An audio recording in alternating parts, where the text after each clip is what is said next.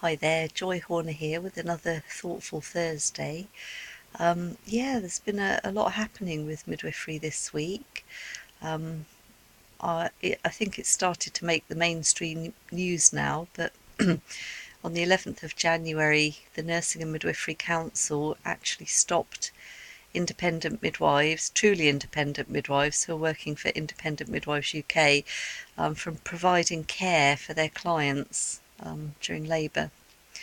This was because the insurance product they have was deemed inadequate by the NMC, the Nursing and Midwifery Council. That being said, the Nursing and Midwifery Council have failed to define what adequate is. Um, it's judging us on something that it can't even define itself. When I say us, I mean the Sisterhood of Independent Midwives. I'm not currently a member of Independent Midwives UK. I had to retire last year due to ill health. But, I've been an independent midwife for 11 years, and my heart and thoughts are with those midwives who've now had their livelihoods stopped. And it's not as simple as money. It's not as simple as they won't have an income, although some of them are the main wage earners in their family. And that in itself is devastating. But these midwives cannot see themselves working any other way, in any other job or any other model. So again, the Nursing and Midwifery Council have suggested that independent midwives can join other organisations such as neighbourhood midwives, one-to-one, or UK birth centres, now called private midwives, or they can approach their local trusts and ask for an honorary contract. Now, this shows what little understanding that the Nursing and Midwifery Council actually have of the role of an independent midwife. It's a bit of a clue in the name, actually. Independent, which means not working for anyone but the woman, but the family that actually employs you. And this is really, really important. So the reason that women employ us and seek us out in the first place is quite often they've had bad experiences in their past. They may have had obstetric trauma, they may have had abuse in childhood or even adulthood, domestic violence, rape, all sorts of things that women go through as a general population. And this makes engaging with the NHS services somewhat difficult, which I think is a bit of an understatement. So if a woman's come to us with birth trauma, she certainly does not want to repeat the process, however unlikely and however caring the staff are at the local unit. It would be a trauma to a lot of women even to step through the doors of somewhere where this trauma had happened, or even be in a similar situation as in a hospital. I did have a client who was very high risk, and I did, after lengthy months of discussions, encourage her to try and see, could she set foot in the hospital, because we needed to negotiate a backup plan because of this high risk situation. We needed to liaise with the hospital. She was vomiting in the car park and shaking. This is as bad as the trauma gets. Sometimes worse. I thought it was very brave that she got that far. So these women who aren't able to be served by the NHS because sometimes they can't engage with them, sometimes they do engage with the NHS and the NHS can't provide the care. So if they're planning a natural breech birth and their local unit doesn't appear to support natural breech birth, they often look for more experienced practitioners. And independent midwives have retained the skills. We've retained the authentic midwifery skills. We're really good basic midwives. We know all the nice guidelines. We've looked at all the research. We're very good at hands-on care. A lot of us specialise in breech. Quite a lot specialise in twins. What else? VBAC seems to be completely normal. That is a very normal thing we encounter every day in our practice, and most of our clients are seeking to birth out of hospital. Not all of them, of course. But yeah, so we do. I think the last time I looked at my statistics, which was years ago, it was about 2010, but then at least 66% of my caseload had at least one high risk factor. So that's nearly 70%. So again, another misconception, we're out there doing lovely fluffy home births and, you know, we don't look after the high risk women. Well, I'm afraid we look after the highest of high risk women. In smaller numbers than the NHS, but yeah, we can give a high level of one-to-one care for those people that really need it. But as I said, all this was suddenly halted. The Nursing and Midwifery Council let all the members know just before Christmas. Excellent timing, lovely Christmas present for everyone, wasn't it? That come the 11th of January, they could no longer look after their clients. So any clients booked with independent midwives have to make alternative arrangements.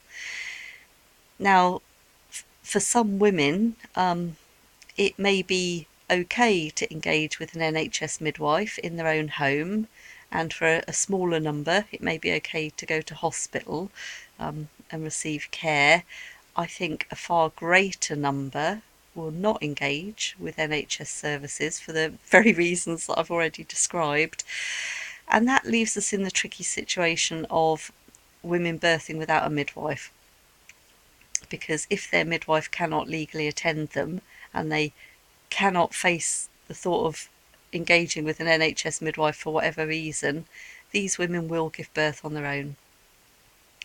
And although I have nothing against free birth whatsoever, I think it's a very empowered choice that a lot of women make with absolute faith in their bodies, that childbirth on the whole works really, really well, and they don't need assistance, but the odd few do. And to be forced into that situation of having to give birth alone because the person you've chosen to care for you can't care for you anymore, yeah, it's absolutely appalling. So a woman already traumatised, maybe by the NHS system, who's not going to engage with the NHS system, is now faced with that dilemma. And a lot of them will choose to birth alone. And as I said, mostly birth goes very well. Women's bodies are designed to do this. Babies are designed to, survive labour on the whole. A few don't, and a few women don't always survive labour. This is one of the sad facts. And this is why we have midwives, because midwives make birth safer. We can look out for early warning signs. We can transfer to hospital if needs be. Yeah, and we're very, very safe practitioners. I think there's a lot of misunderstanding about what independent midwives do. I always tell my clients I'm a very by-the-book midwife, strangely enough. I do quote nice guidelines and local hospital guidelines and talk through the research, but then I really listen to what the woman wants. And if she doesn't want anything that's on offer, despite knowing the risks, it is my duty as a midwife to serve her. So I have had clients expecting breech babies with other complications, and I've heavily advised to give birth in hospital. And the odd one or two says to me, "But what if I refuse, Joy? What will you do?" And I tell them, I'll tell my supervisor. I won't be very happy, I'll probably get more grey hairs, but being a professional, I will stay with them and I will look after them no matter what. It doesn't matter if I'm scared to hell, I will put a professional face on, I will do the best that I can for them, because that's what a midwife does. And that's what's being withdrawn. That will no longer be available to women. So yes, women can get care from, private midwives and neighbourhood midwives and one-to-one. They're not independent midwives. They're midwives working for a company. They're midwives working for a service, like NHS midwives work for the NHS service. Yeah, but this isn't all doom and gloom. This isn't the end. This is the beginning of something different. Lots of changes are happening with midwifery regulation. supervisors of midwives are going to disappear in April.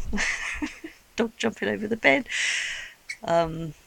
Yeah, and the role of the midwife will no longer be protected, and we fear that the midwife's role will be reduced to one of an obstetric nurse, doing the obstetric nursing in labour, and that's it. And that's a very sad state of affairs. So what I want everyone to do is write to their MP, write to the Nursing and Midwifery Council, write to everyone you can think of, the press, tweet, be on Facebook, and say this isn't acceptable. Withdrawing choice for women is not acceptable. Removing midwives' livelihoods is not acceptable. Losing the wealth of midwifery knowledge that independent midwives have is not acceptable. And we need to speak up about this. Any midwives or student midwives out there, join the Association of Radical Midwives. It's been fighting to keep authentic midwifery alive for 40 years. It had its 40th anniversary last year. We had a lovely party. It was very lovely. Yeah, but we need numbers. We need other midwives alongside us saying this isn't good enough, because it's not. We deserve better. Women deserve better. I think that's enough of a rant for today. So see you next week, and we'll get back on the topic of another maternity subject, and we'll get away from independent midwives. But yeah, keep the campaign up behind the scenes. I'll be campaigning and lobbying, with my midwife sisters. Okay, thank you for listening. Bye.